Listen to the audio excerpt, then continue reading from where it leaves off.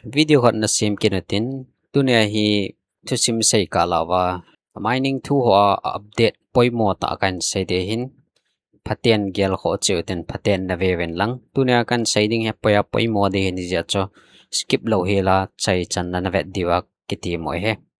tunia seidiu hi star x na hi chi star x mining chungchang thui seidiu hin star x mining ball ho chon aki sign up tam ta jong nom vin sign up na ball wa ni khat mining na ball zo wa mining ball kit talo jong na dim set kit tawen zia cho no dinga amasa good news iga sei no mo chepem tile star x cho wallet submission phat am tan wallet submit ball the etai ti pa cha hin na he che pa cha tu ne hi live a convert sa ding epp chu poi mo a itabanga na ball diu ham ti pa cha convert sa de he chima sanga chon mining dang dang ki ball ho jong chu hevin ni cho jong chu adia delta hin aban la dang dang ho jong na phaten achi thlajingin phaten a khang to jing wen na asung lang agon nang hon mining na bol wang wa phaten a boi pi lo je wa na het lo jong hin tin phate boi pi ho denga chani chenga update na asung lang a kona ho update za chum chum ma am ho khan ni chenga khangwa hi ti pa ang cho I het diwa ga sei kin en tin tu ne sei diu pen hi chi star x hi in hi chi star x te hi wallet submission bol the hi tai ti pa cham ho official account ho kona announcement hong umahin hi che pa chaina vet diu he chila hi tun am ho expose aga ve masawla na hi chi ai chi hina hi chi 1 day ago hong ki post pen he hin StarX network wallet submission update is now live aketina we are pleased to announce that the latest StarX network update is now live cho belau chan chala hi how to submit your wallet address kityo hong ki pin na cho ko hin to hi wallet submission bol na dinga chi pp nga ya EPT na bol ham ti pa cha kan met sa deng hin to hi chila he masa amasa cho mining na bol wa cha chila he veleo chen he chi wallet ke ti pa he na he chi wallet ke ti pa he lo de hin to hi update na bol nga hin update na bol wala wallet ke ti pa hum de tai he chin na dinga chu amasa pe na apoi moding cho play store ra cheven lang iOS mang ho chan Apple store la cheven lang StarX mining na ball pao cho hita SARS na ka ball dio na SARS ball leo chan chila hi to ai kya he update ki ball chai phana ho open na ma hin no acho update na ball nai lawa le chila hi update hum de na update chana click wa update na ball dio che zo ting la chon Play Store ma acho trust wallet na download dio he chi trust wallet pa na he chi trust wallet blue to white pa he chi pa na man no ngai de hin he chi pa he install bolun lang na setup dan ho cho ama saung kana sei tan na he cho ha law hin ai wanga na setup ting leo apoya poimo kha che pem ti le wallet setup na bolwa kho sit from be to thu chang som la ni ham ai lo le som la gup ham som la gin ham kha zo in tin na ichi thu chang ho si ko patia a number ho am ho na pi dung zui wa kho phate ke chana ji do hungai de hin na he cho na man sa wala ne set na cho mang jing thei ti na he ichi trust wallet hi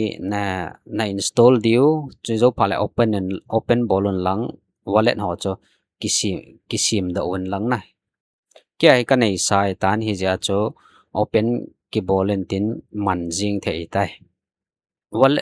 trust wallet chana sim do ting leo azowa kan sei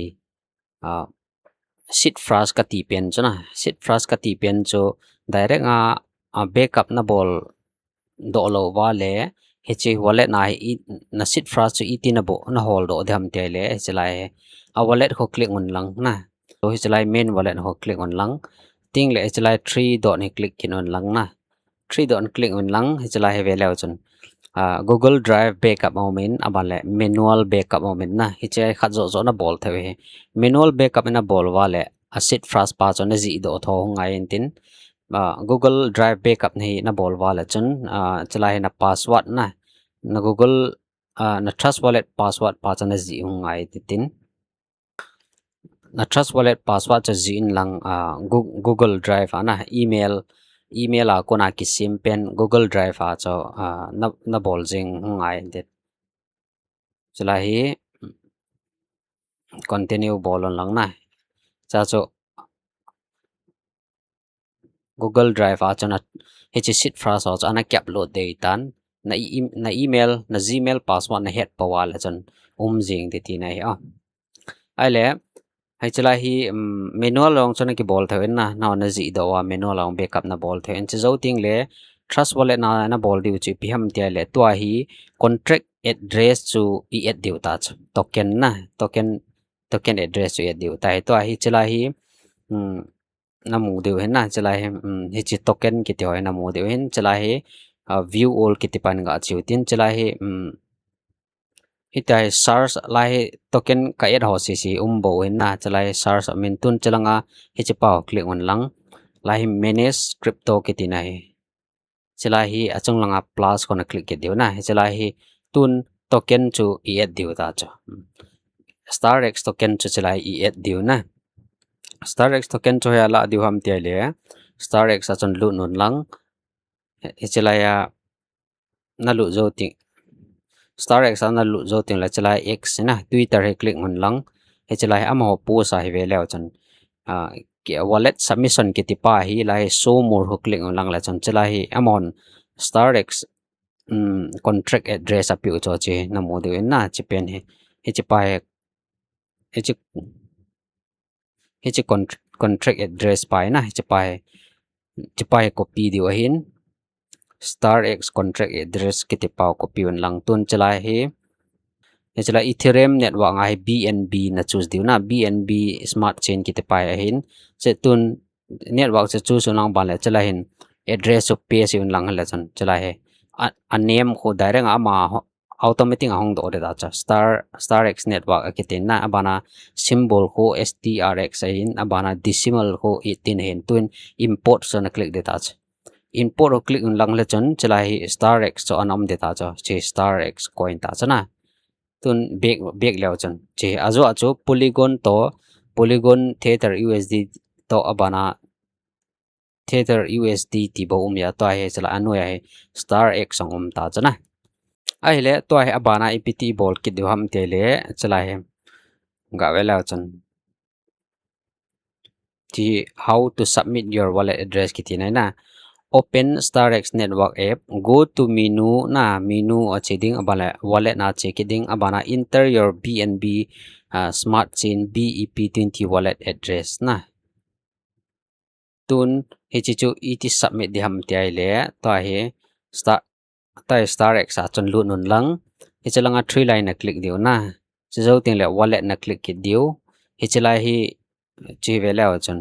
BEP20 withdrawal address kitin na he chalai he chi he lang he vela chon anoya yellow a kisun na only enter a BEP20 BSC address na wrong network I call to permanent loss akitin hi ja cho chi thei ten ngai na phatet a na bolong ngai hin he chalai hi BSC wallet address kitina he na chalai na chu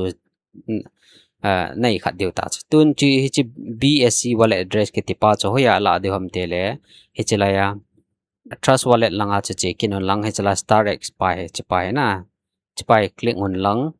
tun hi chi receive ki ti pai na click ki diu hi chi na copy diu ta cha chi ko hi chi StarX address ya a network ko BEP20 chana StarX network BEP20 che pa cho chalai na submit diu ti nei cho chalai submit paste on lang aban le chalai save address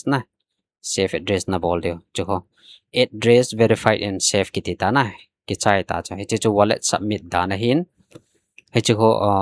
a wallet na ko vela chon a network ko chalai ang he na BEP20 cha BEP20 network chan na select ngai he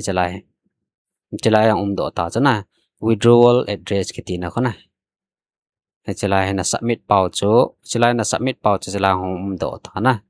hi chu wallet submit da ne ong to jong velo chun chalai hi kyang ha velo chun chi na mu de hen na mi zakal som lakku in register abola hin chila ho 65 bo ho active kit ta cha hi ja cho starrex sang cho phaten bolon lang aji chu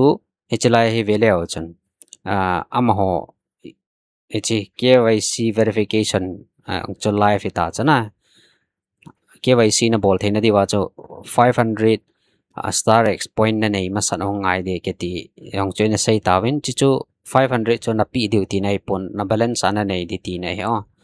tuin wallet submission cho om tan abana hichlai hi listing ding asai yong cho amasang na sei tawen na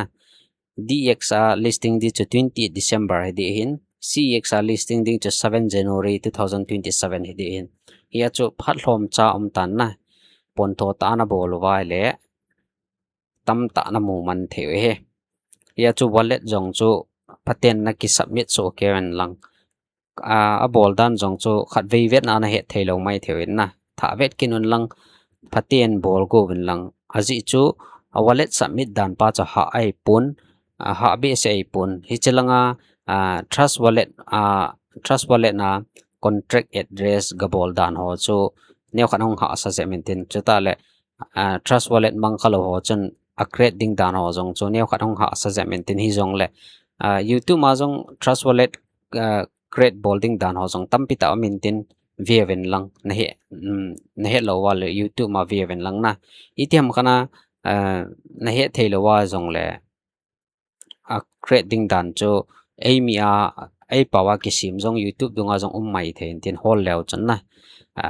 English helwa jong Hindi paw omen Hindi paw hello English a jong omen abaya bai hin hotita ha sabi se jong chai pon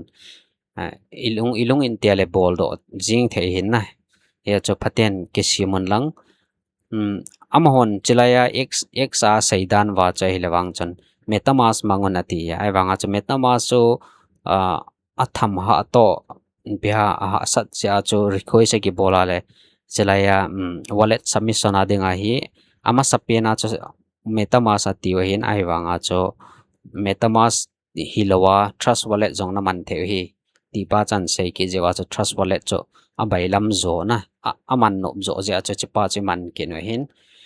phaten na ki bolon lang chelaya inactive ho si jong hi ta refer ti maga inactive member jong ha adim se ne na phaten active kinun lang phaten na ki mai non lang zo le listing hung hi han lang man tam ta in hung ki list san lang le na ki si naw to ki man lo de na phaten na ki bolon lang ama total supply jong atam lo ja 90 million ham khat se ja cho aman jong hi hung tam tho le kilom nan hi ja cho pon tho tan ana bol le chon hali ham langa ham bo mai ta na listing na dinga cho hi ja cho pon tho tan ki bolon ti cha vela kan he sa ke na hi ve